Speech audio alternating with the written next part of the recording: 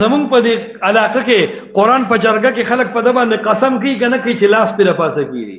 یاد ساتئ په قرآن باندې لاس کې ښودل د قسم دپاره یا کله کله جرګه کې دا قرآن داسې په سر کېږي که کېنهدي یا ناوې له ډولۍ کې کېږي که کېنهدي. یاد ساته قرآن ښکلول په نیت د عبادت یا قرآن باندې لاس کې ښودل د قسم دپاره یا قرآن ناوې سره ډولۍ کې وړل دا بدعات دي. قرآن او حدیث کې دې ثبوت نشته. دا الله را لېږلي ښکلولو نه و، دا الله دې را لېږو چې سینې ته یې کوز کا، هغه ته تعویض جوړ کو، مرۍ ته یې واچو. ډاکټر چې تا له ګولۍ درکړي تا که ګولۍ ګوتې مرۍ ته زوړنده کړي که خېټې ته وردننه کړي.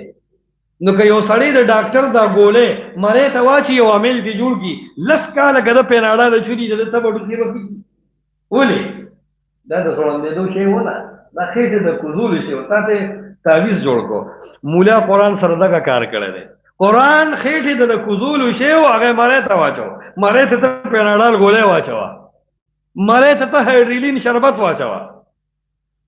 نو عرض مې دا کو چې د قرآن باندې قسم کول په دې معنی چې لاس پې کېږي دا بدعت دی. قرآن باندې قسم کول او په سر قرآن کې ښودل دا بدعت دی. قرآن ښکلول په نیت د عبادت دا بدعت دی. قرآن حدیث صحابو کې د دې هیڅ ثبوت نشته. نو دین خو هغه دی صحابه په دې قرآن مینو ګنو مین. یو صحابي نه څوک نشي ثابتولی چې جرګه کې قرآن باندې قسم کړي او د پاسه پې لاس یې. یو صحابي نه څوک نشي ثابتولی چې په جرګه کې په ډولۍ کې ناوې سر قرآن یې. یو صحابي نه څوک نشي ثابتولی چې قرآن د سر د پاسه یې خي د قسم دپاره. یو صحابي نه څوک نشي ثابتولی چې قرآن یې ښکل کړي. ها یو روایت د امام دارمی کتاب السنن کې د اکرمه ابن ابي جهل نه نقل کړی دی چې کله کله به د قرآن داسې د مخ سره ومږو او ویل به چې دا زما د رب کتاب دی، لیکن د دې روایت سند هم منقطع دی. په قوي سند باندې دا خبر هم نه ده ثابت.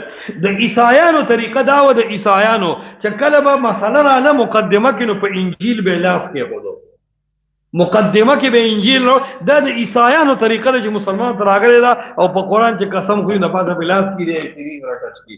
نه نه دا سینې ته وردن نه که دا د ټچ کولو نه دی. که دا شی دین وی نو صحابه لوی دیندار دي، دا کار به ترې نه کلو. ته نرشه د صحابو نه دا عمل مونږ ته وښیه. خپل دین خلکو جوړ کړی دی او ته وګوره دا په دې معاشره کې لږ دی که ډېر دی. هر لوی وړو کې کېدي چې زمونږ حدیثو ته هم لا دا پته ني چې دا بدعت هم په دې معاشره کې شته. دا ولې د سنت تابعداري نشته، سنت پسې تلاش نشته. دا م یو خبر ده. ما خو د احنافو ته ویم تاسو به په قرآن قسم نه خورئ، ځکه زمونږ په نس دا کم قرآن چې مونږ سره پروت دی دا قرآن د الله کلام دی. دا مونږ سره چې کم قرآن پروت دی دا څه دی؟ او دا قرآن مونږ مخلوق نه ګڼو، دا مونږ د الله صفت ګڼو.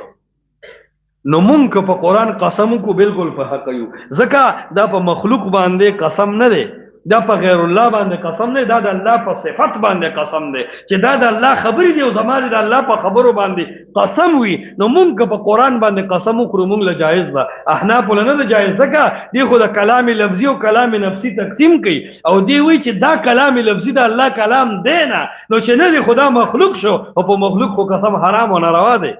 من خلف بغیر الله فقد اشرک، د الله نه بغیر چې په مخلوق قسم وکړ دا شرک دی. نو دی خدا کلام الله حقیقی کلام نه ګڼي، دی وی دا الفاظ دي، دا الفاظ کلام نه دي، دا الفاظ کلام الله نه دي، دی الفاظ یو خاص مفهوم دی صرف هغه کلام الله دی. مونږ وایو دا مونږ چې وایو زمونږ د خولې نه کوم الفاظ راوځي دا کلام الله دي، یعنی یسمعون کلام الله ټکي په قرآن کې راغلی دی.